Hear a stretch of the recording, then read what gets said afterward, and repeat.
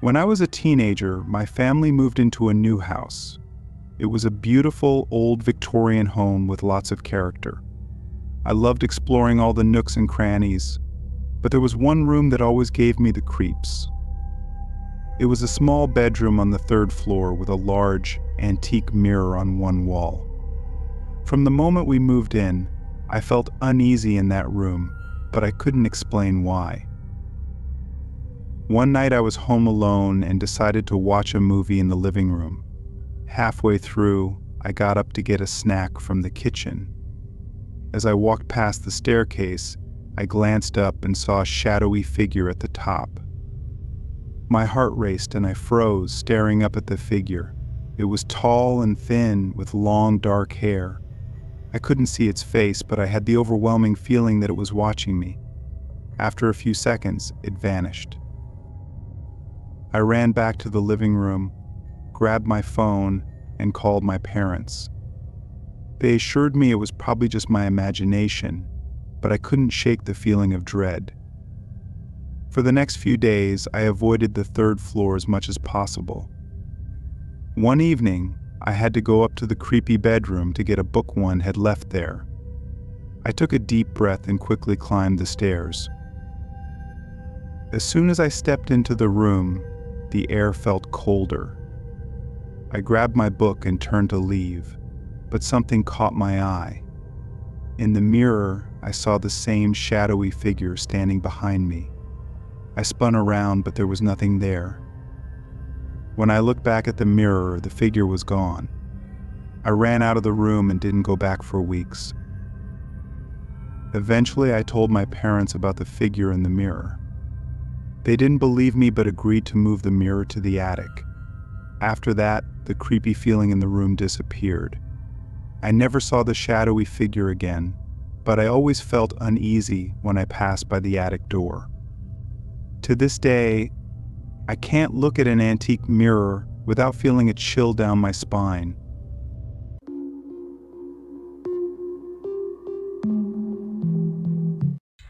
I was around 21 years old when this happened. I started attending a college in San Francisco. I looked for weeks to find a place to live. Finally, I found a room for rent on Craigslist. The listing looked good because it was in a nice 2-bedroom apartment. The rent was cheap, and it was close to campus, so it was perfect. I decided to check it out and contacted the person renting the room.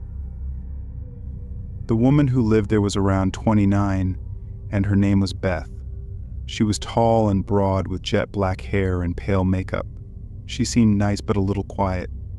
She seemed to like me and agreed to let me move in. So far, so good. On my first night there, we went out for pizza, and that's when I noticed something was a bit off with her. During dinner, she kept telling me how much I looked like Shia LaBeouf. I didn't know what to say, so I just shrugged and said, "Thanks, but I don't look anything like Shia LaBeouf." It didn't make any sense to me. When we got back home, she asked if I had seen her room yet. I said no, so she took me to see it. Her walls were covered in posters of Shia LaBeouf. She even had printed photos of him all over her mirror. She owned all his movies. I didn't know what to think, but it was a bit creepy. The whole night she had been saying I looked like him, and now it was clear to me that she was obsessed with the guy. A few weeks went by, and I didn't really see her much. We didn't spend any time together. When she came home from work, she would rush to her room and stay there all night. She had this creepy, high-pitched giggle, and I could hear her giggling through the walls all night long. I wondered what on earth she could possibly be doing. Sometimes she would come out and talk for about 2 minutes, but she always seemed to be slurring her words, so I thought she might be drinking a lot. Other times, she wouldn't say anything. She'd just stand in the hallway and watch me in the living room. I'd turn and see her, be surprised and say, "Hey, hello, Beth." Then there would be this long, awkward pause. One night I woke up around 2 a.m. because I heard what sounded like the front door being unlocked. I came out of my bedroom, and all the lights were off. but I could see Beth standing at the front door. Her face was pressed against it, and she was repeatedly turning the lock back and forth. Every time she turned the bolt, she mumbled my name, Max Barker, Max Barker, Max Barker. Seeing her standing in the dark, mumbling my name, really scared me. To be honest, she kind of looked like a bigger version of the girl from The Ring. I didn't disturb her and quietly went back to my room and tried to sleep. Then, one night I was watching Gladiator when she stumbled out of her room and turned on the living room light, making me pause the movie, which was annoying. She asked me if I wanted to hear about her ex-boyfriend. It was a weird way to start talking about it, but I said sure and awkwardly sat back to listen to her. 10 minutes into her story, she was really upset. She was screaming loudly about their breakup. I was worried the neighbors might call the police, but she didn't listen when I asked her to lower her voice. Among all her yelling, one thing she said really scared me. In her anger, she said something that made me uneasy. Suddenly, I had no idea what this girl could do. She was almost like a stranger. Then a few minutes went by, and she came back to normal again. She thanked me for listening and started giggling again. But this time, I didn't say anything and went back to my room to sleep. I felt really nervous being in the house with her, especially because my bedroom door didn't have a lock. So I moved my dresser in front of it to block it a bit, and I felt glad I did that. A few days later, in the middle of the night, I woke up to hear my dresser scraping against the floor. I turned on my light and yelled at her to stop. I pushed the door closed and shouted at her to go to bed. I heard her stumble back to her room, but I couldn't sleep after that. The following morning, when I went out into the hallway, my heart sank. I saw one of her kitchen knives on the floor by my door. It gave me chills all over. I talked to her about it, and she said she didn't remember trying to open my door. She also said she didn't remember talking to me about her ex-boyfriend. That was it for me. Since my lease was month to month, I found a new place and moved out. About a month after I moved out, she contacted me. I was at the movies with my phone turned off, and when I turned it back on afterward, I was shocked to find over 40 text messages from her in the past 2 hours. The messages were all crazy, ranging from "Hi, how are you?" to "I hate you so much it was crazy." I didn't reply, and she never contacted me again. I always wonder if I hadn't blocked my door with the dresser, would she have come into my room and hurt me?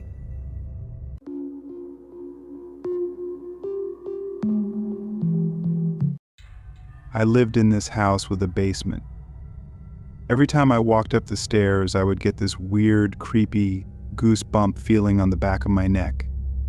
It didn't make me afraid to go down there or anything. However, I found myself running up the stairs a lot. I never really thought much of it until one night. My brother and I were sleeping in the basement. We were both on the floor in sleeping bags. I woke up in the middle of the night, feeling like someone was watching me. I looked up and saw a tall, dark figure standing in front of the TV. It wasn't moving. It was just standing there. My heart started racing, and I couldn't look away. After a few seconds, I blinked, and it was gone. I told myself it was just a dream, but I couldn't shake the feeling of unease. A few weeks later, I was home alone. My parents were out of town, and my brother was at a friend's house. I was in the basement, watching TV. I had turned off all the lights upstairs, so the only light was from the TV. I started feeling uneasy again, like someone was watching me. I tried to ignore it, but then I heard a noise coming from upstairs. It sounded like footsteps. I paused the TV and listened. The footsteps got louder, and I could hear them coming down the stairs. My heart was pounding. I was too scared to move. The footsteps stopped at the bottom of the stairs, and I held my breath, waiting for something to happen. After a few minutes, I gathered the courage to turn around. There was nothing there. I quickly ran upstairs, turning on every light as I went. I spent the rest of the night in my room with the door locked. After that night, I started hearing noises more frequently. Sometimes it was footsteps, other times it was whispers. One night I was in bed trying to sleep when I heard someone whisper my name. It was so clear, it sounded like they were right next to me. I shot up in bed and looked around, but there was no one there. I didn't get much sleep that night. The final straw was when I was in the basement doing laundry. I heard a loud crash upstairs. It sounded like something had fallen or broken. I ran upstairs to see what had happened, but everything was in its place. I checked every room, but there was nothing out of the ordinary. As I was walking back down the stairs, I felt a cold breeze pass by me. It was like someone had walked right through me. I decided then and there that I had to get out of that house. I moved out a few weeks later and never looked back. To this day, I still get chills thinking about it.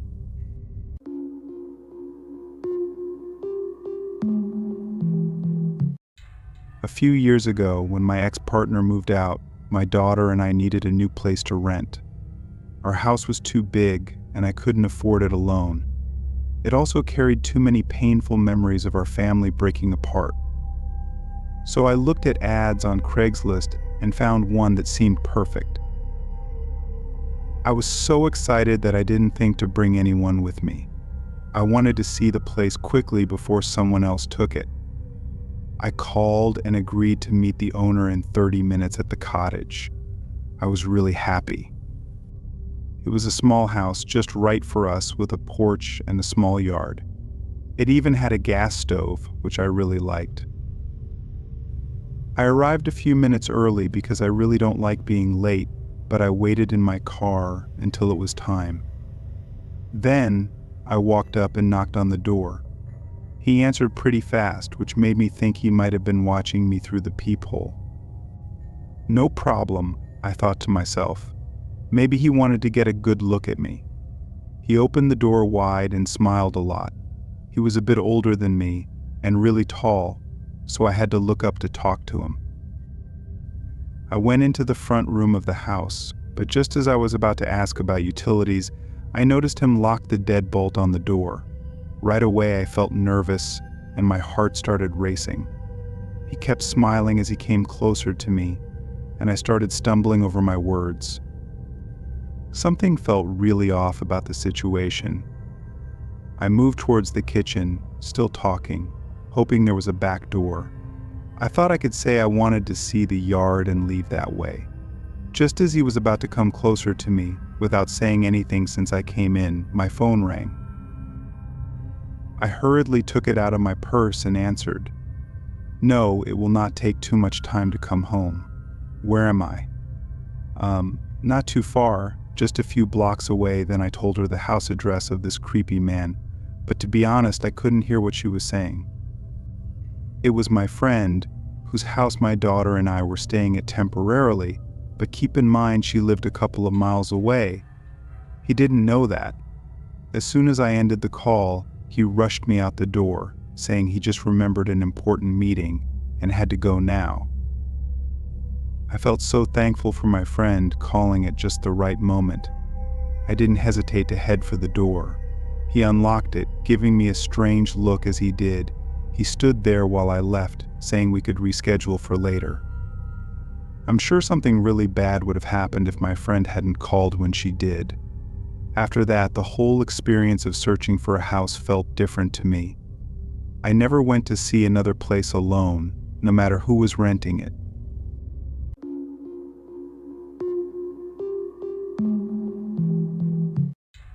In the summer of 2019, my partner and I, both in our early 20s, decided to go on a road trip to Vancouver, Canada. We planned to stay at Golden Ears Provincial Park. We both enjoyed camping, had spring break, and wanted to do something different for our vacation. Also, my partner had never been out of the US before, so it seemed like a new adventure for him. It was a 6-day trip with Airbnb stays in each state. The big finish was a reserved campsite at Golden Ears near Alouette Lake. Our packing was not so great. We had a large tent and brought plenty of fruits and veggies for healthy eating. We stored them in a cooler that was too small and brought a cutting board and a small knife to prepare snacks while driving. We started in California and took turns driving our bright red Ford Fiesta. We drove through Oregon and Washington and finally reached Vancouver. We spent a day or two in each state, drank a bit too much, and stayed out late. Canada was the best part, as Alouette Lake looked like a beautiful painting. There we walked barefoot on the rocks and dipped our toes in the freezing cold lake. We hiked around and saw a beautiful waterfall. There was a couple taking pictures of each other for an hour, so we started doing the same poses from far away. Everything was perfect, and the campsite was empty except for that couple. We went to bed early that night. It was quiet, but I woke up to a crackling sound outside the tent. My partner was still asleep and snoring. I didn't think much of the sound because it was pitch black and probably an animal outside. Then the crackling got closer to the tent. I sat up and grabbed my phone. The brightness came on, but I quickly turned it off. In those 2 seconds, I saw a person right outside our tent. I froze and sat up. The person outside wasn't moving, but he was close enough to unzip the tent. I started poking my partner because I didn't know what to do. He woke up and I whispered, "There's someone outside the tent." Then I heard quiet footsteps walking away from our campsite. I heard what sounded like a car or truck parked nearby. It started up and then drove away from our campsite, but they didn't turn their lights on until they rounded the corner and were out of sight. So I couldn't see much, but it seemed like a truck. Now I'm shaking, but my partner is confused about what's going on. I want to leave, but Golden Ears locks the gate until 6 or 7 a.m., and it's only 1 a.m. now. So we're stuck here for the night. I decided we should move to the Ford Fiesta and sleep in the car. My partner fell asleep right away and thought I was just overreacting.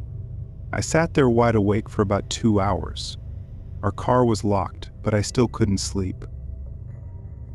I sat in the passenger seat, my partner asleep in the driver's seat. It was 3 a.m. and I was still half awake. Then, out of nowhere, I heard a car slowly driving up the road. Its lights were off as it turned the corner. So I thought it had to be the same truck, and I started to feel uneasy again. It slowly rounded the corner and pulled up directly in front of our campsite, again in the same spot. I felt like I was going to throw up. I had no weapon but the small knife we brought for the fruit and veggies. So I grabbed it and tried to make myself look angry, crazy, and big. I sat up straight in the passenger seat, holding it. I kept it raised to eye level and stared straight ahead at the truck in the darkness. The truck stopped and turned off its engine. A light shone directly into my face from inside the truck, and I stared back, terrified, sitting in my bright red Ford Fiesta. Then the truck started up, turned around, and drove back the way it came. My heart was still pounding, so I woke up my partner and said we needed to leave immediately. We quickly threw everything into the car and sat there wide awake until 6 a.m. We drove straight home without stopping on the way. We kept talking about what happened, trying to understand it. As the sun came up, we drove home, leaving the scary night behind. We decided to forget about it and focus on getting some good sleep when we got home.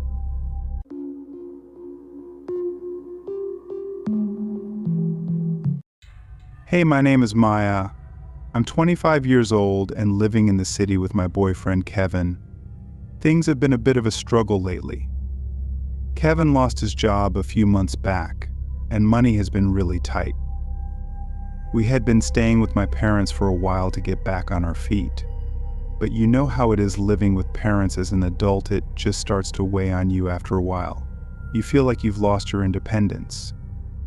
Kevin was going stir crazy just sitting around the house all day. We both were. So when we saw this suspiciously cheap apartment listing on Craigslist, it seemed too good to be true. But Kevin was desperate to get us out of my parents' place, and I'll admit, I kind of loved the idea of having our own little nest again, a fresh start. Despite the little voice of doubt in the back of my mind, we took it. I should have listened to that voice.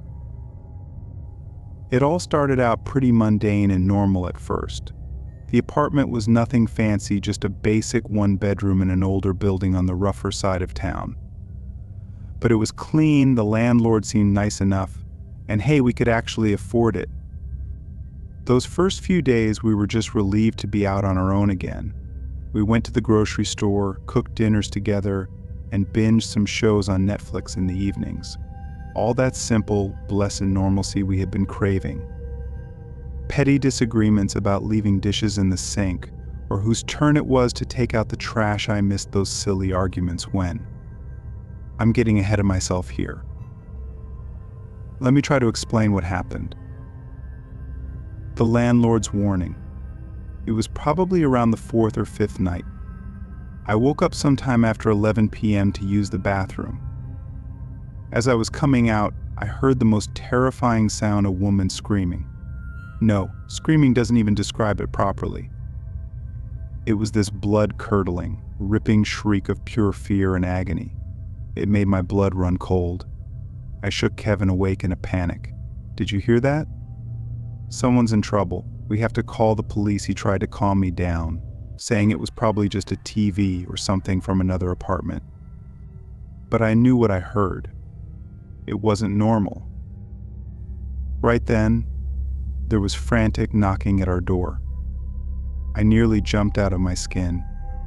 Kevin motioned for me to stay back as he carefully went over and opened it a crack.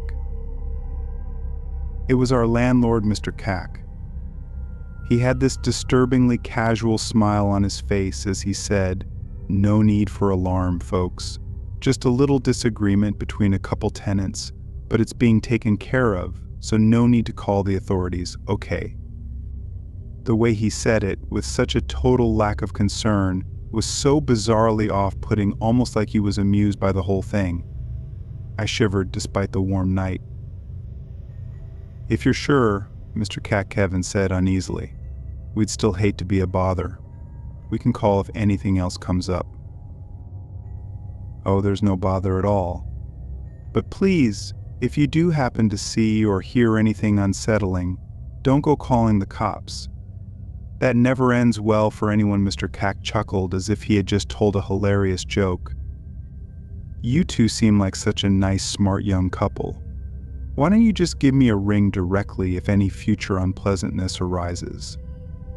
I'll get it sorted out." He gave an overconfident wink, then without another word, turned and headed back down the dingy hallway, whistling some eerily cheery tune.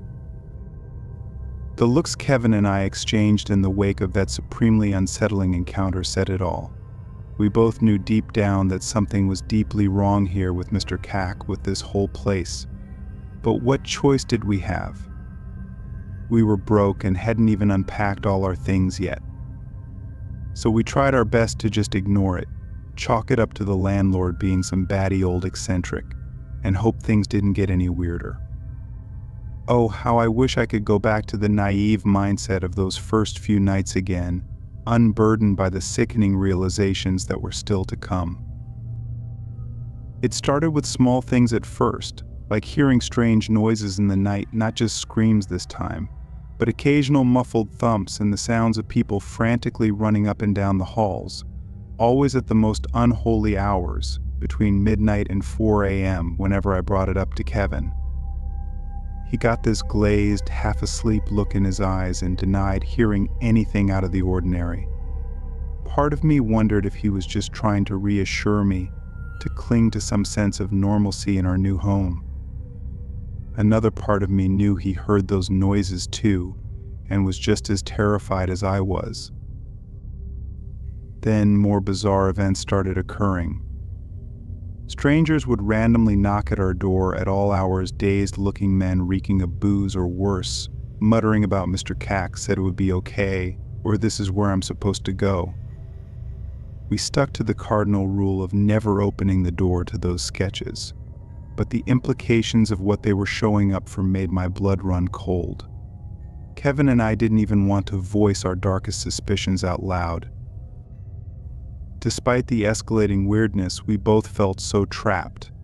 Neither of us had jobs at that point, and we'd blown what little savings we had on the move in security deposit. Where the hell else could we go? Then came the night that fully shattered any remaining illusions, the night that pushed us past the breaking point. I woke up around 2 a.m. to Kevin tossing and turning, mumbling incoherently in his sleep. I tried to gently shake him awake, growing more frantic as he wouldn't rouse. Finally, his eyes flashed open, wild and unfocused. He looked right through me with zero recognition. "Kevin, babe, what's wrong?" "You were having a nightmare." That's when I heard it, the unmistakable sound of a young woman crying, sobbing in pure hopeless despair. It seemed to be coming from the apartment next door. My heart stopped as I realized whatever nightmare had been plaguing Kevin, he likely heard those cries too and held the same horrific implications I did about what they meant. I wanted so badly to run out there, pound on that door, and demand to know what kind of depraved stuff Mr. Cack was up to in this godforsaken place.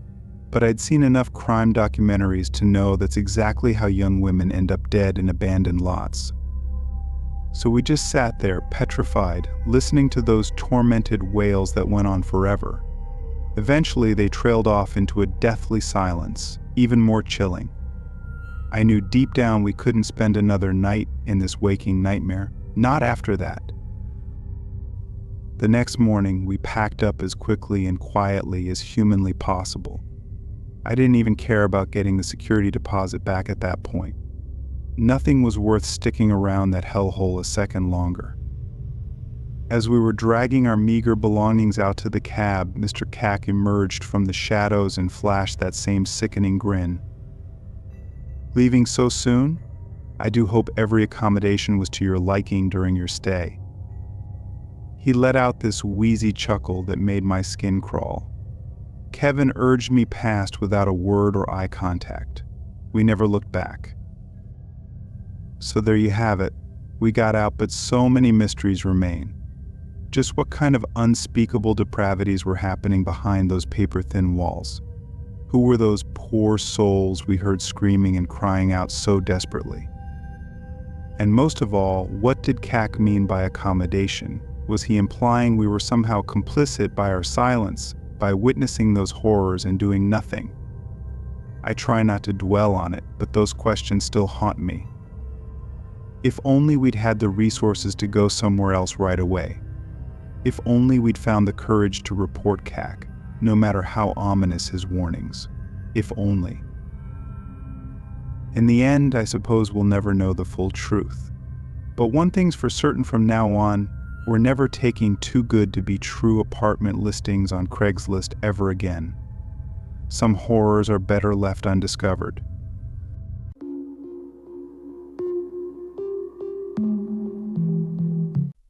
I'm Mark, just an ordinary guy. I work a 9-to-5 office job, come home to my little apartment, heat up a frozen meal for one. Nothing too exciting. That all changed when I decided to move. See, my landlord raised the rent again, and I just couldn't swing it on my salary. I knew I had to find a cheaper place fast. That's when I made the mistake of looking on Craigslist for movers. Big mistake. There was this one listing. No job too big sounded perfect for a guy on a budget. I sent Steve a message and he replied within minutes. "You need meaty guys who can get it done. I'm your man, easy as that." I hired him for the next weekend. Saturday morning, bright and early, there's a knock at my door. Steve is this hulking guy over 6 feet tall with huge arms straining against his tight t-shirt. He had a shaved head and these intimidating eyes that seemed to stare right through me. Not the typical mover, but I figured beggars can't be choosers, you know. We started loading up his beat-up truck, making trip after trip up and down the rickety stairs to my third-floor unit. Steve didn't say much, just kind of grunted as he effortlessly lifted and hauled the heavier stuff. To be honest, he kind of made me uncomfortable with the way he'd catch me staring and smirk. But again, I pushed it aside. I was paying next to nothing. What did I expect? At one point, sweat pouring down his face, Steve pulled off his shirt. Well, he had this grotesque knife scar across his chest. I didn't ask questions. I stuffed one of my t-shirts over my mouth, waved the smell away, and we finished up. I paid him his $100 for the full day's work and thought that was that. But it wasn't. That night I was startled awake by a noise. At first I thought it was my neighbor's cat again, scratching around in the walls like they do. But then I heard it. Heavy footsteps creaking across my living room floor. I lived alone, no pets, and I sure as hell didn't have anyone over. I was shaking, frozen in bed for what felt like an eternity until I saw him. Steve just standing there in my bedroom doorway, glaring at me through the darkness. I opened my mouth, but the words wouldn't come out. He took a step closer, then another. That's when he pulled something from behind his back, something long, metal, reflecting the moonlight. Oh God, it was a gun. Looking back, I should have screamed, tried to run, called the police, anything. But I just laid there, paralyzed as this man from Craigslist crossed the room towards me. I squeezed my eyes shut as he leaned over the bed, waiting for him to pull the trigger or plunge a knife through my chest. But he didn't do either of those things. I opened my eyes to find Steve's face just inches from mine, his rancid breath overwhelming me as his cracked lips parted in a sick grin. Before I could react, he was on top of me, his huge frame pinning me down effortlessly. He laughed as I squirmed and writhed underneath him like he enjoyed the struggle or something. Then he did something that will haunt me until my dying day. He leaned in and ran the barrel of the gun across my cheek, then down over my lips, letting it linger there as I whimpered, before finally pulling it away and pressing the cold steel against my temple. "Do everything I say, and you'll make it out of this alive," he growled. Understand, I managed a frantic nod, tears streaming down my face. At this point, he pulled me up by my hair, dragging me out of the bedroom and into the living room. That's when I saw what he'd done. My furniture overturned, shelves emptied, belongings strewn about. He'd torn my apartment apart, looking for, I still don't know what, valuables maybe? But why didn't he just take them? Steve shoved me to the floor, sending shooting pains up my wrists as I landed hard, bound them together with duct tape he'd procured from somewhere. He whipped off his belt and gagged me with it before picking me up again and tying me to one of the wooden chairs.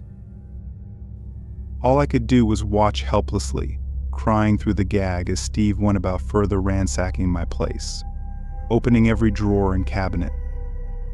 For hours he did this systematically, searching every nook and cranny while I sat there terrified, waiting for him to finally find whatever he was looking for, or just get bored and put a bullet in me.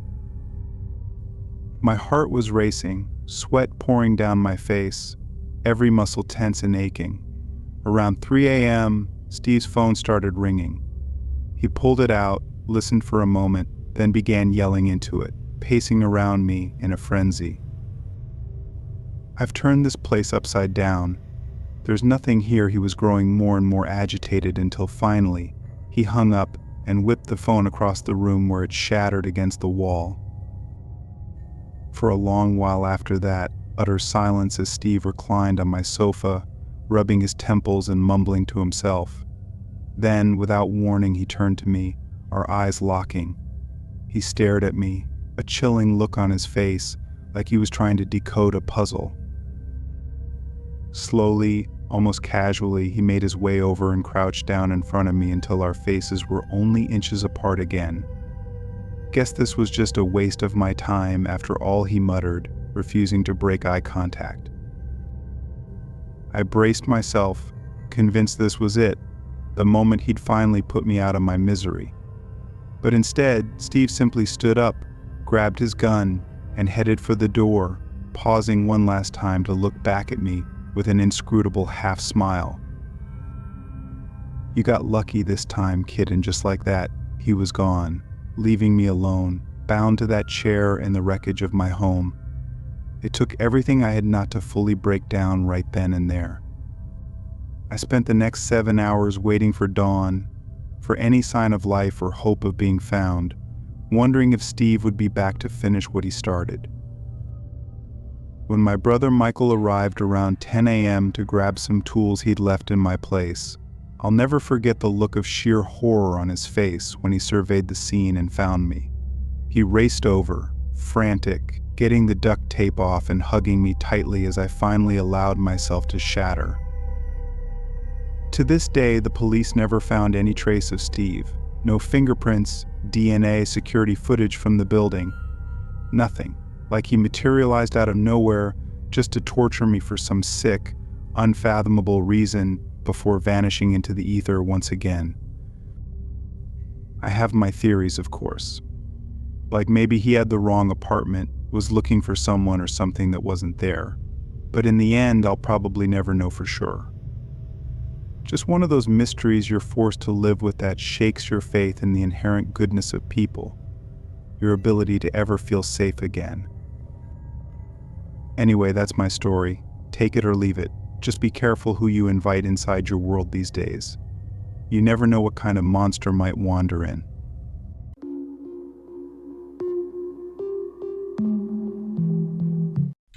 My name's Rachel.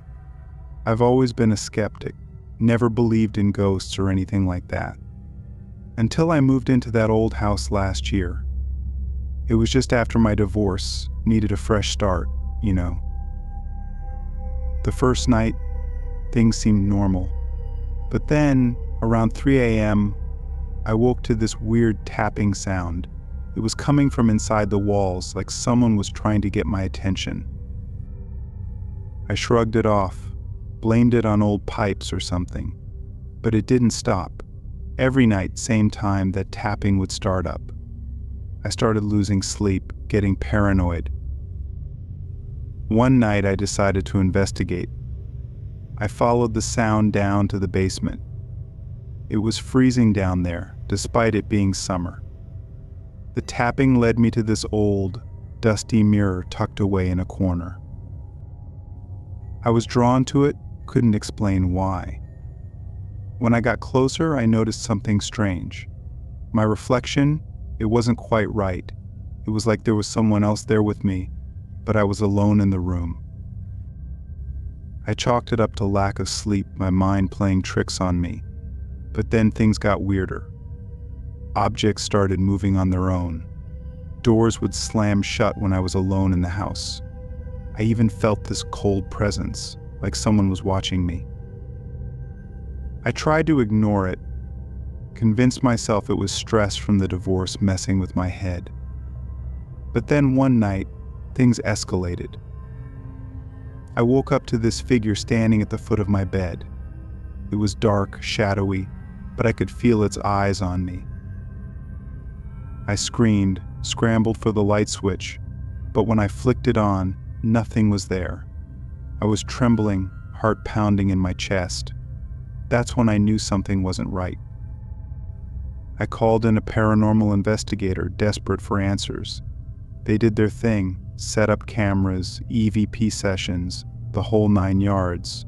They said the house had a history, something about a tragedy involving a family who lived there decades ago. They captured voices on tape, shadows moving where there shouldn't be any. It was enough to send chills down my spine. I didn't want to believe it, but the evidence was right there in front of me. I decided to leave that house, couldn't take it anymore. Moved into a new place, hoping for a fresh start once again. But part of me still wonders, was it all in my head, or did I really experience something paranormal that summer? I guess I'll never know for sure.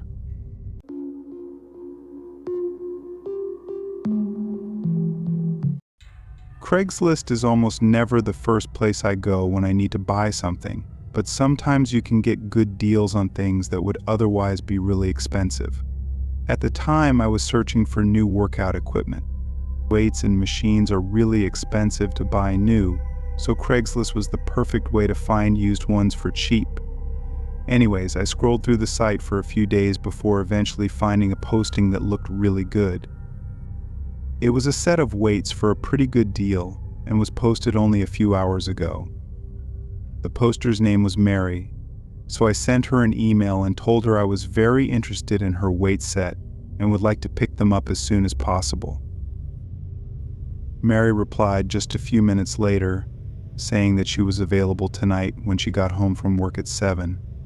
It was a little bit late, but it wasn't too big of a deal for me since I wanted them as soon as possible. I agreed, and she responded with her address. Of course, I looked it up to see where it was and what the house looked like. It was 20 minutes away in a small neighborhood that I was actually familiar with, as one of my old friends used to live nearby. The house was regular sized and didn't have any real defining features other than the fact that it looked pretty old, but nothing looked too strange or gave me bad vibes. That night I drove down there. The place was at the end of the road in a cul-de-sac, so I parked on the side of the house by their mailbox and made my way up to the front door, which was already open. I didn't want to just walk into the house, so I knocked on the open door a few times to get their attention. A moment later, a man comes down the hall. I told him I was supposed to meet with Mary to look at some workout stuff she had posted on Craigslist. The man's face lit up and he said to come on in. He told me that Mary would be down in a few minutes as she was changing out of her work clothes. This definitely made me cautious, but he sounded genuine and believable, so I followed him into his living room where there was a set of weights on the ground. However, aside from the weights, there was nothing else in the room, no furniture or decorations at all. I think the man saw me looking around as he quickly said that they were in the process of moving out, and that's why they were trying to sell the weights. Still skeptical, I looked at them for a second, but immediately noticed that a few plates were missing. I asked him if this was everything, as I thought I saw more in the pictures. He smiled again, telling me that Mary might know where the other ones are, but then he just stood there looking at me. I got really uncomfortable and asked him if he could go check on Mary to let her know I was here. He waited for a moment and then agreed and walked up the stairs. I was obviously beginning to worry that Mary might not even be a real person at this point, so I listened intently to make sure he was talking to someone. After a few seconds of silence, I went over to the bottom of the stairs and looked up towards the top. The man was standing there at the top, just staring at the wall, probably waiting up there to make it seem like he actually went to ask someone. I fell into a panic, knowing now that this was all a lie, and I was likely in the middle of something horrible. I started to quickly walk towards the front door, trying not to alert the man, but as soon as I turned around, I heard heavy footsteps rushing down the stairs. He called out for me to wait as I ran straight out the front door and into my car. Strangely, as I drove away, the guy ran out the front door and around the side of the house. I pulled over after driving out of the neighborhood and called the police to let them know what happened in hopes that they could figure out what was going on. I didn't really know what the man's plan was, but I was confident enough that he was up to something. The officers later came by my house, and I gave them more information. They told me that the house I met him at had nobody living there for over a year, which made chills run through my body. Of course, I couldn't really give them much helpful information other than a description of what the man looked like, and other than that, all they had to go off of were the weights that he'd put in the empty house that may have fingerprints on them.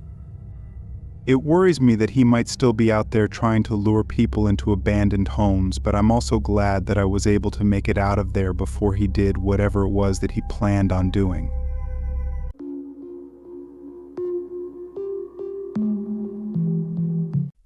I had just graduated college and needed a small place to stay while I searched for a new job. I worked part-time at a small grocery store, but now that I graduated, it was time to start looking for a better job.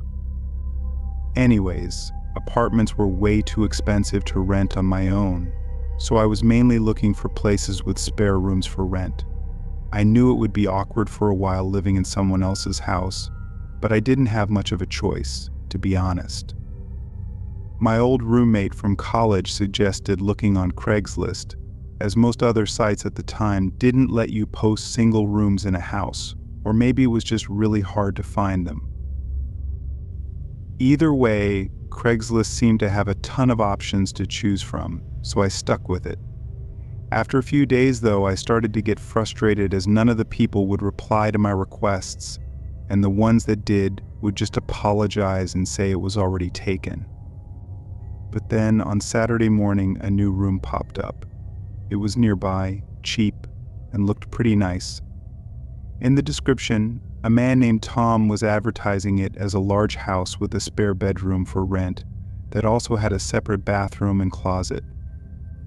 This sounded perfect to me, so I emailed him about my interest and then went to work. I knew the listing had just been posted that morning, so I felt confident that I was the first one to contact him. On my lunch break, I checked my emails and Tom had replied, asking me to come and view it that afternoon. I knew I'd be tired after work, but I also really wanted this place, so I agreed and we set a time. After work, I drove straight there, which was only about 10 minutes away. From the outside, the house looked really nice. It honestly just looked like a regular medium-sized neighborhood home. I parked on the side of the road and walked up to the door, then lightly knocked. After 30 seconds, I knocked again, a little bit harder this time. A minute later, I pulled my phone out to text Tom, but just before I sent it, he opened the door and invited me in. I immediately noticed he was sweating a lot, as if he had just finished a long workout, and he smelled awful. I didn't want to be rude or anything, so I just ignored it. He began walking me around the ground level floor, showing me the kitchen and the living room. He mentioned that he didn't use these rooms often, so I wouldn't have to worry about getting in his way. From the look of the rooms, though, it seemed as though he used them too often. Old dishes were piled up in the sink, and the couch had stains all over it. I really didn't like how dirty the whole place was, and it was strange that in the pictures, it looked like the house was really clean. One thing I remembered specifically was that the living room had a brown leather couch in the picture, but the couch that was actually there was black. I figured Tom had probably used pictures of the house from years ago before it sold. I was a bit annoyed at the dishonesty of it, but all that really mattered was my room, which was upstairs. Tom led the way to the stairs, then stopped when he reached the bottom of the steps and held his hand out in a gesturing manner, as if he wanted me to head up first. I got a weird and uncomfortable feeling as I started up the stairs since Tom didn't follow me. He stayed at the bottom and smiled, saying that my room would be the first one on the left. I continued to the top and took a couple of steps into the hallway before a soft thud came from behind the door to what was said to be my room. I looked back down the stairs at Tom, whose smile was now completely gone. He replied in an annoyed tone, telling me that it was just one of his friends staying the night and not to worry about it, then urged me to check out the room for myself as he was sure that I'd like it. I was definitely pretty nervous at this point, scared even. Why wouldn't he have told me that someone else was here? It seemed like something that I should know. Everything started adding up, and all I wanted was to get out of there right away. I tried to act confident and began walking down the stairs as I explained that the place wasn't going to work out for me. He didn't seem to like that answer and moved his body to block most of the bottom of the stairs. I stood a couple of steps away and firmly told him that I needed to leave. He asked me again to check out the bedroom to at least see if I liked it, and again I said I was not interested. He He looked at me for a moment. Then, to my surprise, he smiled and said, "Okay," stepping aside. I quickly walked past him and straight out the front door. I don't know what was going on in that house, but something didn't feel right about any of it. I even felt lucky to have been able to leave so easily. In the moment, I thought I was going to have to force my way out. I checked Craigslist a couple of hours later, and the posting had been removed. I still wonder who and what was in that room upstairs. For all I know, it could have just been an empty room, but something tells me that it was something much worse.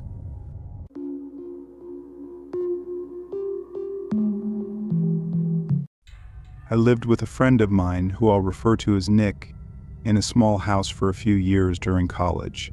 He was my roommate for the first year, and then we decided to move out of the dorms and share the rent on a house since we both had decent enough jobs. This was both of our first times renting a place, so we didn't really know how to budget properly.